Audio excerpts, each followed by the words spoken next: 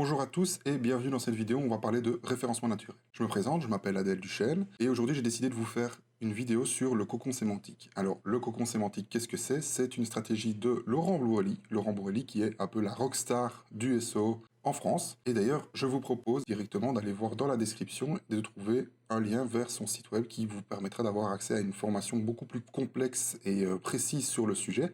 Mais aujourd'hui, j'ai décidé de faire un très bref résumé de ce qu'est le cocon sémantique et de comment est-ce qu'on pourrait l'appliquer par exemple sur un site WordPress. Je vous propose d'ailleurs maintenant de passer tout de suite au contenu de cette vidéo.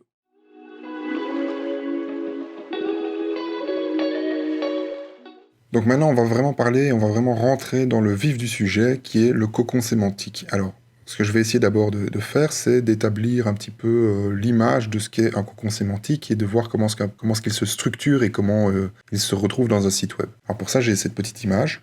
Donc voilà, ici, vous pouvez voir que nous avons l'accueil au-dessus et en dessous, vous avez 3 cocons. Le cocon 1, le cocon 2 et le cocon 3. Le but est que dans chacun de ces cocons, il y ait un mot-clé très très important pour vous, soit pour votre site, soit pour votre domaine d'expertise, pour votre entreprise, un mot-clé qui est vraiment puissant, sur lequel vous aimeriez bien être bien référencé. Après, on reviendra un petit peu sur les sous-catégories qu'on retrouve en dessous, parce qu'il y a aussi une notion de lien et tout ça dans l'histoire des cocons sémantiques. Mais là, c'est vraiment la structure de base du cocon sémantique, c'est-à-dire un cocon, donc c'est-à-dire une grande page qui est suivie de plusieurs petites pages mais qui concernent le même sujet.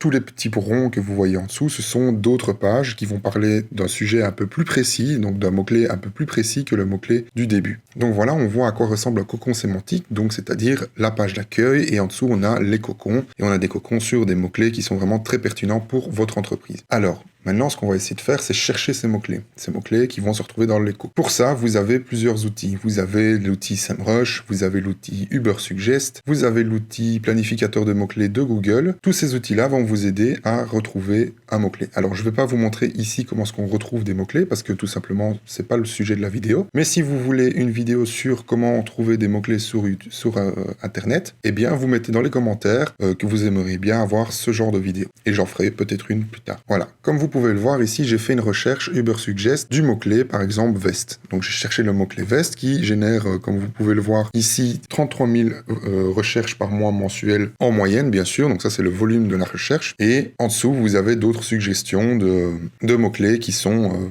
en rapport avec ce mot-clé veste. Donc on a ici, par exemple, le mot-clé veste homme et ici, par exemple, le mot-clé veste femme qui, veste homme, considère un volume moyen de 49 000 et veste femme un volume moyen de 40 000. Maintenant que vous avez vos mots-clés, ce qu'on va essayer de faire, c'est structurer votre cocon sémantique avec les nouveaux mots-clés et les mots qui sont dans le même champ sémantique que le mot-clé que vous avez voulu. Donc nous, aujourd'hui, on va vraiment s'attarder sur le mot-clé veste. C'est un mot-clé simple, c'est un mot-clé qui est souvent utilisé en SEO pour démontrer un petit peu comment ça fonctionne.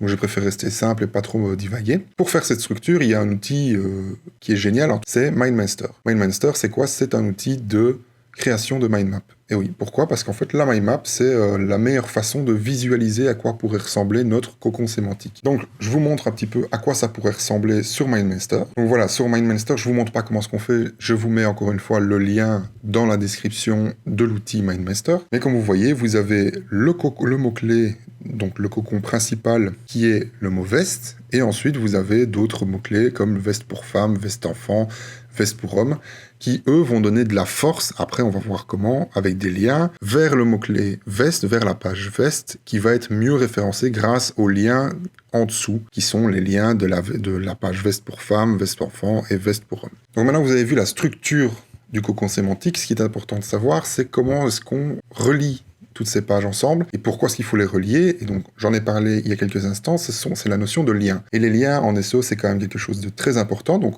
on connaît, il y a les liens backlinks. Si jamais vous avez déjà fait du SEO, les backlinks, c'est quand même quelque chose que vous avez sûrement dû entendre parler. Même si vous êtes débutant, à mon avis, c'est quelque chose qu'on vous baratine souvent.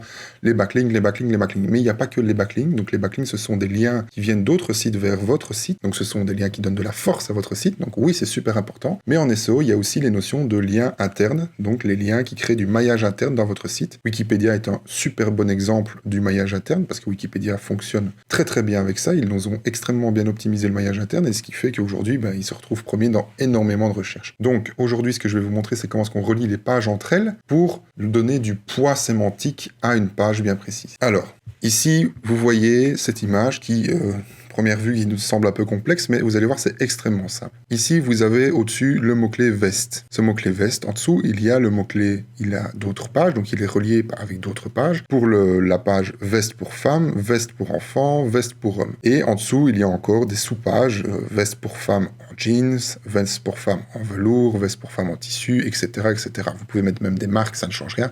Là, c'est un exemple, bien évidemment. Le cocon sémantique en référencement, c'est toujours comme ça. C'est une page cible. En dessous, on a les pages intermédiaires. Et puis, les dernières pages de votre cocon sémantique, ce sont les pages finales. Entre eux, il y a des liens. Et vous avez, par exemple, ici, le lien qui vient de la page cible et qui va jusqu'à la page fille, donc la page intermédiaire ici. Ce lien, on va l'appeler le lien mère-fille. Mère, fille, donc veste, c'est la page mère, et veste pour femme, c'est la page fille. Ensuite, vous avez les liens fille-mère, donc de la veste pour femme qui est la page fille, qui va vers la page mère, ce qui crée un lien fille-mère. Après, vous voyez qu'il y a des liens entre pages du même échelon. Alors, ces liens-là, on les appelle les liens sœurs, et ces liens-là, tout simplement, ils relient veste pour femme, veste pour enfant et veste pour homme. Et elles sont reliées tout ensemble, et il manque même ici un lien qui va de veste pour femme vers veste pour homme, parce que c'est une boucle, hein. Ici, on le voit en 2D, mais en réalité, c'est en 3D, c'est-à-dire que ça tourne en continu les uns envers les autres. C'est le but du cocon. Et pareil pour en dessous, hein, les pages se relient les unes entre elles. Petite précision ici sur cette page, ce qu'il faut savoir, c'est que ces liens, ils doivent vraiment rester sur le même champ sémantique. Si à un moment donné, vous avez une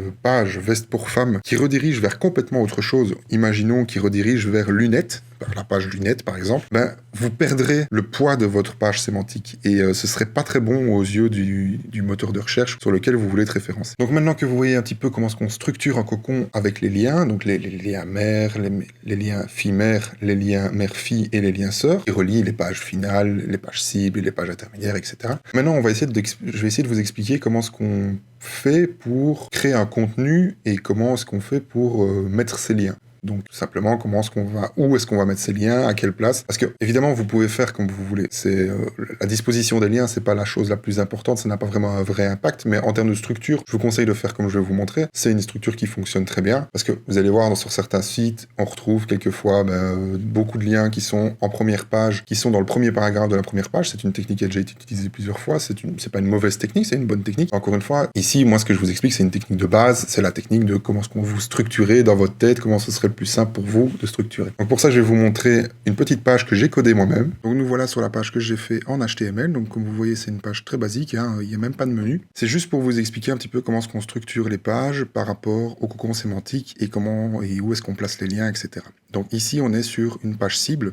Cette page cible, elle est référencée sur le référencement naturel en général. Donc c'était un exemple, hein, bien évidemment. Donc ici, vous pouvez voir que ce que j'ai fait, c'est j'ai fait un sommaire. Donc ça, c'est pas vraiment en rapport avec le cocon sémantique, c'est souvent ce que je fais. Donc j'ai fait un sommaire avec les sous-chapitres. Alors, chaque sous-chapitre, comme vous pouvez le voir, ici on a un sous-chapitre sur l'URL de la page. Eh bien, ce sous-chapitre, ici, vous voyez que je définis un petit peu quelle est l'importance de l'URL dans le référencement naturel. Et en dessous, qu'est-ce que j'ai fait? J'ai placé un lien. Et ce lien-là, c'est ce qu'on appelle, et c'est ce qu'on a vu tout à l'heure, c'est le lien mère-fille. Donc la page cible va rediriger vers une page intermédiaire qui est sa page fille, du coup. Donc voilà, là on est sur une page fille, du coup une page intermédiaire par rapport au cocon sémantique, qui va définir plus en profondeur l'URL et l'importance de l'URL en SEO. Donc comme vous venez de le voir, on avait un petit paragraphe qui définissait brièvement, et après on avait un lien qui redirigeait vers une page de votre site qui lui définissait beaucoup plus en profondeur. Alors ça c'était le lien mère-fille. Maintenant ici au-dessus vous avez ce qu'on appelle le fil d'Ariane, et vous avez un autre lien, et ce lien, qu'est-ce qu'il permet de faire? Il permet de revenir en arrière, donc revenir sur la page précédente, et ça tout simplement c'est un lien fille-mère. Donc comme vous l'avez vu, c'est dans l'autre sens. Ici reprenons notre page, notre page intermédiaire. Dans cette page intermédiaire, comme vous pouvez voir, on définit avec d'autres sous-chapitres, beaucoup plus en profondeur l'importance de l'URL. Alors, qu'est-ce que j'ai fait d'autre? En dessous, qu'est-ce qui se passe? Vous avez les articles similaires. Donc souvent, dans vos pages, vous avez les articles similaires ou les pages similaires, c'est pareil. Et ici, qu'est-ce que j'ai fait? J'ai placé d'autres liens vers une autre page, qui est une page sœur, du coup, et qui est une autre page intermédiaire. Et donc ce lien-là, c'est un lien sœur. Donc les liens que vous retrouvez en bas, donc ici, pareil, hein, on en a fait un autre. On va aller voir la balise title. Voilà, ici, tous les liens sont des liens de même hiérarchie. Donc c'est-à-dire qu'en fait, toutes les pages intermédiaires sont des liens qui se relient entre elles, et c'est ce qu'on appelle les fameux liens sœurs. Donc ici, on retourne sur la page principale, et comme vous pouvez voir, comme à chaque fois, le petit paragraphe qui explique brièvement le sujet, et puis un lien vers la page plus en profondeur. Donc voilà, c'est la fin de cette vidéo, j'espère que ça aura pu vous aider à mieux comprendre ce qu'est le cocon sémantique. Bien évidemment, si vous avez encore des questions, n'hésitez pas à me les poser dans les commentaires, je me ferai un plaisir d'y répondre. N'oubliez pas, si cette vidéo vous a plu, de la liker, bien évidemment de vous abonner, et on se retrouvera pour une prochaine vidéo. Salut!